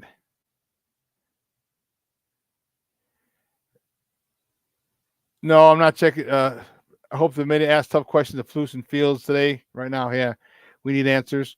I'm gonna see if I can get credentials for tomorrow. Go up to Hallis Hall and ask about setting the tone. Okay, and why you wouldn't do that. You know, what is your identity? You know, Vernon's in the house. Brandon, let the paramedics sort him out. You're damn right. You're damn right. That's a mindset. That's a mindset. My White Sox, who cares? Are they going to lose? Probably. Do we care? No. I might just bounce around from team to team to team to team. I just might. Who knows? But anyway, no, I'll check the Bears out in a second when I get off with you guys, because it's about that time. 2 hours is come and gone. Unbelievable. Man, great show. Eric had people rocking. You guys in the chat were on 10. Bearlissimo was in the chat. Brandon was in the chat. Shorty was in the chat. Junior's in the chat. Vernon's in the chat. Cornelius in the chat. Patty. Monica. Oh, man, that's what I'm saying. That's what I'm talking about. That's why you make this the number one morning Chicago sports talk show around. Is your, Levette League is in the house, because you guys get in. You guys ask questions. You guys are contributing, and that's what makes this fun. That's what makes this exciting. So listen, we're going to take a 46-hour break, and on the other side of the break, all right, we'll see you on Friday. Same bat time, same bat channel, 9 a.m. to 11 Central Time, as we get prepared for week 2 with the San Francisco 49ers. I keep saying San Francisco. I don't know why.